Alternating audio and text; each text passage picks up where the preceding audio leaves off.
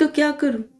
हर रोज सुबह जल्दी उठना चाहती हूँ, पर ना जाने क्यों मेरी आंख नहीं खुलती। हेलो दोस्तों, हमारे चैनल वादा हिंदी कहानियां में आपका स्वागत है। मिडिल क्लास मेघा की कहानी में अब तक हमने देखा कि शेखर के रवैये से मेघा बहुत परेशान रहती है। उसे कुछ समझ नहीं आता कि शेखर उससे दूर दूर क्यों रहता है।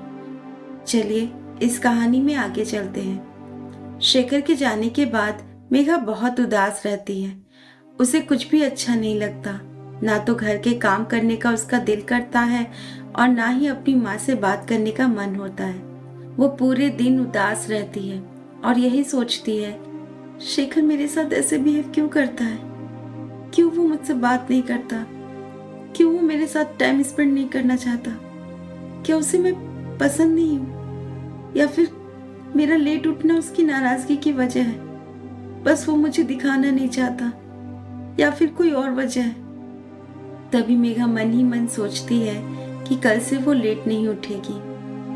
कल से मैं अलार्म लगाकर सोऊंगी और शेखर के उठने से पहले ही उठ जाऊंगी। मैं शेखर को नाराज होने का एक भी मौका नहीं दूंगी। अब से ये नहीं होगा। ये सोचकर मेघा थोड़ी नॉर्मल हो जाती है और फिर से घर के उन्हीं कामों में व्यस्त हो जाती है और शाम को शेखर के आने का वेट करती है। शेखर के आने के बाद वो दोनों हर दिन की तरह ही साथ बैठकर खाना खाते हैं और फिर अपने कमरे में सोने चले जाते हैं। मेघा शेखर से कहती है, क्या आप मुझसे नाराज हैं? शेखर कहता है, नहीं तो क्यों? आपको ऐसा क्यों लग रहा है? तो आप मुझसे बात क्यों नहीं करते? इतने शांत शांत क्यों रहते हैं? मैं जब से यहाँ आई हूँ हमने ठीक से एक दूसरे से बात तक नहीं की और ना ही एक दूसरे के साथ टाइम स्पेंड किया। तभी शेखर कहता है, आप जैसा सोच रही हैं ऐसा कुछ नहीं है। दरअसल मुझे ज़्यादा बातें करना पसंद नहीं, और दूसरी वजह यह है कि आजकल ऑफिस में बहुत ज़्यादा काम होने की वजह से मैं बहुत थक जाता हूँ। और कोई बात नहीं है, सो जाते हैं, बहुत रात हो गई है। इतना कहकर शेखर सो जाता है। मेघा शेखर से कुछ और नहीं कहती और अलार्म लगाकर वो भी चुपचाप सो जाती है। उसके अंदर कई सवाल चल रहे होते हैं, पर वो बस यही सोचती है, कल से वो किसी भी हाल में शेखर के उठने से पहले ही उठेगी और अपने हाथों से शेखर के लिए नाश्ता तैयार करेगी। ये सोचते सोचते ही उसकी आंख लग जाती है।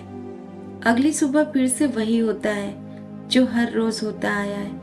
मेघा देर तक सोती रहती है। जब उसकी आंख खुलती है तो उस वक्त घड़ी में 9 बज रहे होते हैं। मेघा हड़बड़ाते हुए उठकर बैठ जाती है। वो अलार्म चेक करती है कि उसने अलार्म तो लगाया था, फिर भी उसकी नींद क्यों नहीं खुली? उसे अलार्म सुनाई क्यों नहीं दिया? मेघा बहुत उदास रहती है। वो बहुत रोती है। उसे कुछ समझ नहीं आता कि ये क्या हो गया है मुझे। क्यों मैं इतनी देर तक सोई रहती हूँ? शेखर क्या सोचता होगा मेरे बारे में? इधर मेघा ये सोच सोच कर रोती रहती है, उधर शेखर मेघा का नाश्ते पर इंतजार कर रहा होता है। कुछ देर इंतजार करने के बाद शेखर मेघा को बुलाने कमरे में जाता है।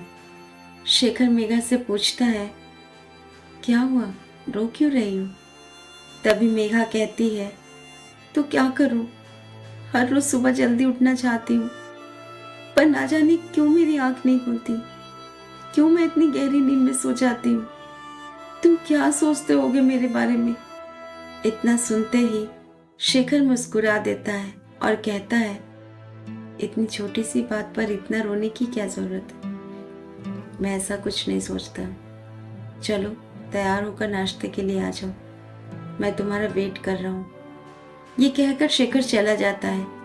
मेघा कुछ समझ नहीं पाती कि शेखर सचमुच मुझसे नाराज नहीं है या फिर वो अपनी नाराजगी दिखाना नहीं चाहता।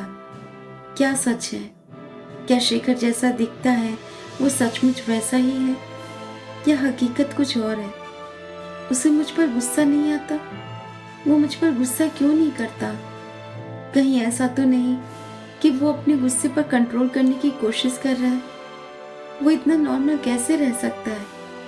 कोई भी इतना नॉर्मल नहीं रह सकता। आखिर क्या वजह है उसके ऐसे बिहेवियर का?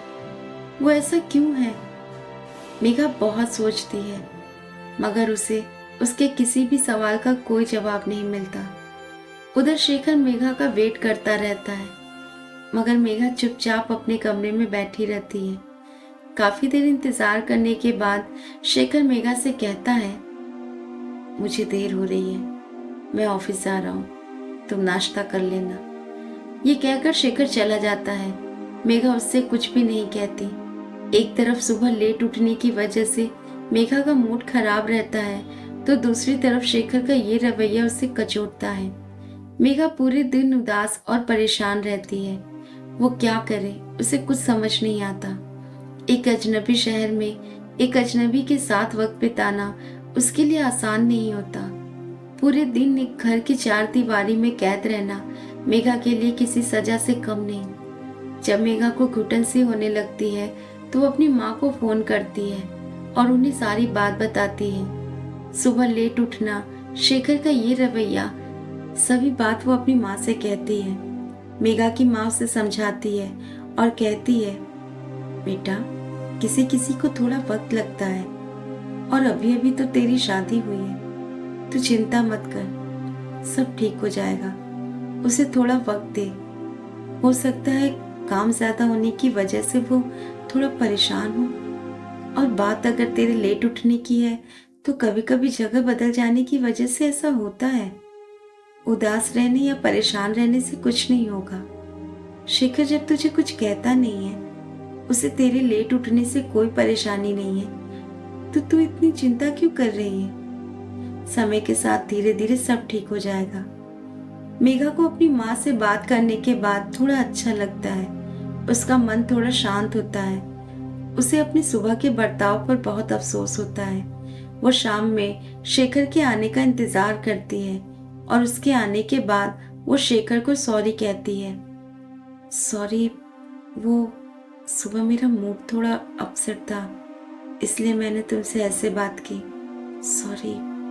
शेखर मुस्कुराकर कहता है, इट्स ओके, मुझे बहुत भूख लगी है, खाना खाते हैं। दोनों हर रोज की तरह साथ खाना खाते हैं और हर रोज की तरह ही दोनों सोने चले जाते हैं। मेघा को शेखर का ये रवैया थोड़ा अजीब लगता है, पर अपनी माँ की बात मानकर वो शेखर को थोड़ा टाइम देना चाहती है और फिर अलार्म लगाकर सो जाती है, जिससे कि वो सुबह जल्दी उठ सके।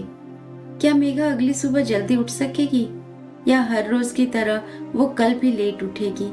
दोस्तों, इसके आगे की कहानी हम इसके अगले भाग में जानेंगे। इस कहानी में आगे बने रहने के लिए हमारे चैनल को सब्सक्राइब करें और अगर ये कहानी आपको पसंद आए तो लाइक और शेयर करें। धन्यवाद।